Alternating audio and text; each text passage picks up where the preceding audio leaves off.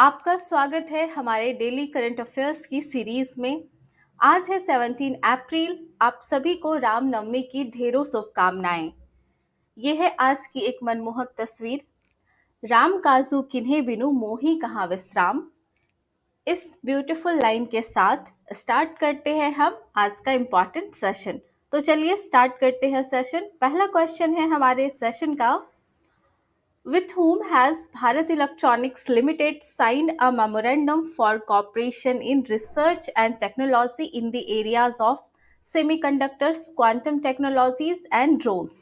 Option 1 IIT Kanpur, Option 2 IIT Guwahati, Option 3 IIT Delhi, Option 4 IIT Mandi, and Option 5 IIT Roorkee. इसका answer हो जाएगा option 4 यानी IIT मंडी। Bharat electronics limited ने IIT मंडी हिमाचल प्रदेश के साथ मिलकर मेमोरेंडम साइन किया है semiconductors, quantum technologies and drones के एरियाज में डेवलपमेंट के लिए और रिसर्च के लिए, ताकि नेशनल सिक्योरिटी के लिए इम्पॉर्टेंट एरियाज में इंडिजीनियस डेवलपमेंट को बूस्ट किया जा सके। मैंने आपको लास्ट सेशन में वर्ल्ड क्वांटम डे के बारे में बताया था और नेशनल क्वांटम मिशन से रिलेटेड कुछ इम्पॉर्टेंट फैक्ट्स भी आपको बताए थे। आप मुझे कमेंट सेक्शन में बताएंगे कि वर्ल्ड क्वांटम डे कब मनाया जाता है और ये भी बताएंगे कि क्वांटम कंप्यूटिंग की बेसिक यूनिट क्या है। ये दोनों क्वेश्चन का आंसर आप मुझे कमेंट सेक्शन में देंगे। मैंने आपको पिछले सेशन में केवल वर्ल्ड क्वांटम डे और उससे रिलेटेड फैक्ट्स बताए थे। बेसिक यूनिट आप मुझे बताएंगे, ये हम नेक्स्ट सेशन में डिस्कस करेंगे। क्वांटम कंप्यूटिंग रिलेटेड कुछ इंपॉर्टेंट फैक्ट्स। यहाँ पे भारत इलेक्ट्रॉनिक्स लिमिटेड से रिलेटेड एक और इम्पॉर्टेंट मेमोरेंडम है, BEML लिमिटेड। इसने recently indigenous train control management system को डेवलप करने के लिए भारत इलेक्ट्रॉनिक्स लिमिटेड के साथ मेमोरेंडम साइन किया हुआ है। तो ये दोनों आप याद रखेंगे। अब हमारा अगला क्वेश्चन है, which player emerged victorious in the women's singles Asian badminton championship in 2024? इसका ऑप्शन 1 है Jonathan Christie, option 2 Wang Zhi, option 3 Baek Hana, option 4 Lee So Hee. तो इसका आंसर हो जाएगा ऑप्शन नंबर 2 यानी वांग जी। ये जो है वांग जी, इन्होंने सिंगल एशियन बैडमिंटन चैंपियनशिप में वुमेन्स का टाइटल जीता है।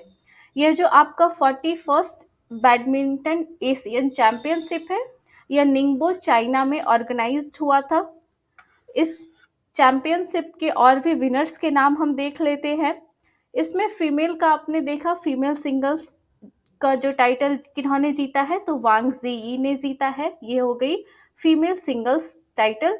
और यहाँ पे अगर हम सिंगल्स मेन टाइटल की बात करें तो इसे जीता है जोनाथन क्रिस्टी ने। ये इंडोनेशिया के हैं और इन्होंने किसे हराया था?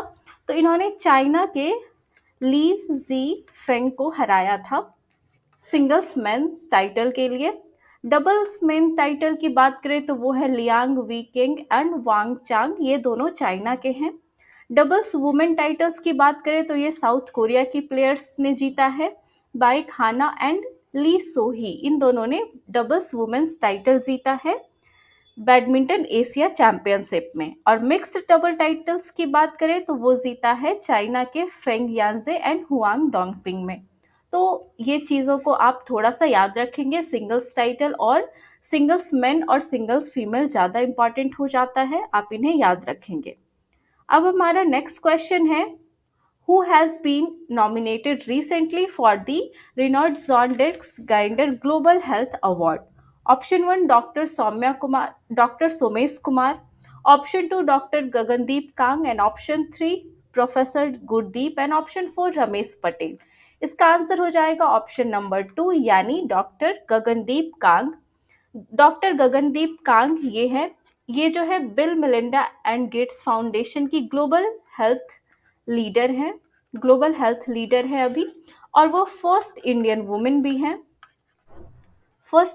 वुमेन है जिन्होंने यह टाइटल जीता है, जिन्हें इस अवार्ड से नवाजा गया है।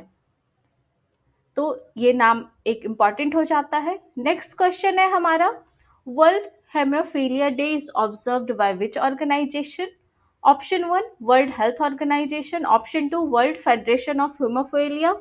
Option 3, Global Health Council. And option 4, World Federation of Public Health Associations. इसका आंसर हो जाएगा ऑप्शन नंबर 2, यानी वर्ल्ड फेडरेशन ऑफ होमोफीलिया। इसके द्वारा वर्ल्ड होमोफीलिया डे हर साल मनाया जाता है। और यह कब मनाया जाता है? तो यह हर साल 17 अप्रैल को मनाया जाता है। और इस साल 2024 का थीम है equitable access for all, recognising all bleeding disorders.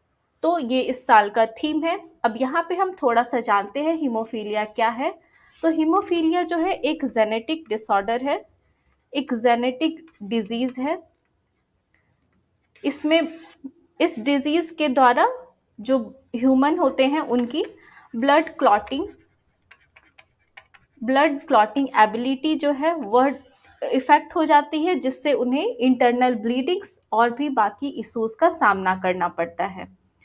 तो आपने यहाँ पे देख लिया 17 अप्रैल को वर्ल्ड होमोफीलिया डे मनाया जाता है। और इसका थीम आप याद रखेंगे, यह एक blood clotting related genetic disease है।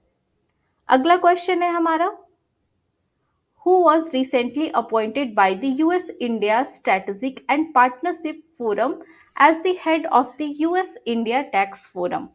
Option 1, Radhika Sen. Option 2, Rajiv Sinha. Option 3, Tarun Bajaj. And Option 4, Anurag Kumar. इसका आंसर हो जाएगा ऑप्शन नंबर 3, यानी तरुण बजाज। तरुण बजाज जो है ये former revenue secretary and ex secretary economic affairs के रह चुके हैं, जो अभी रिसेंटली यूएस इंडिया के टैक्स फोरम के हेड नियुक्त किए गए हैं। इन्होंने जनवरी 2024 में ही US India strategic and partnership forum को एज एन एडवाइजर ज्वाइन किया था। और उसके बाद अब ये अप्रैल में अभी इसके यूएस इंडिया टैक्स फोरम के जो है हेड बनाए गए हैं।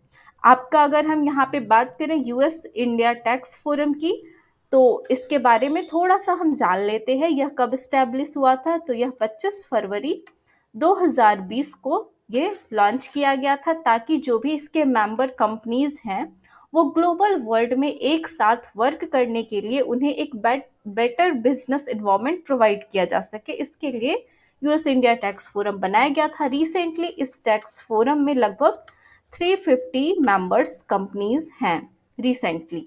और अभी इसके हेड बनाए गए हैं इस ईयर जो यूएस इंडिया टैक्स फोरम है इसके हेड बनाए गए हैं तरुण बजाज। अब इसके साथ ही हम अगले स्लाइड पे मूव करते हैं। ये क्वेश्चन है, आप which hospital recently became the first in the nation to successfully acquire and use piezoelectric bone conduction hearing implants? Option 1, AIIMS Delhi. Option 2, Apollo Mumbai. Option 3, Command Hospital Pune. And Option 4, Tata Memorial Hospital. इसका answer हो जाएगा option number 3, यानी command hospital Pune. यह first बना है हमारे country में, पहला सक्सेसफुली जो है इसने पाइजोइलेक्ट्रिक बोन कंडक्शन हियरिंग इम्प्लांट्स को रिसेंटली कंडक्ट किया है सक्सेसफुली। यह फर्स्ट हॉस्पिटल बना है। इसके साथ ही हम अगले स्लाइड पे मूव करते हैं। यह क्वेश्चन आपके लिए है, आप मुझे कमेंट सेक्शन में इसका आंसर बताएंगे। Which ministry release the MyCGHS app for the iOS device ecosystem recently?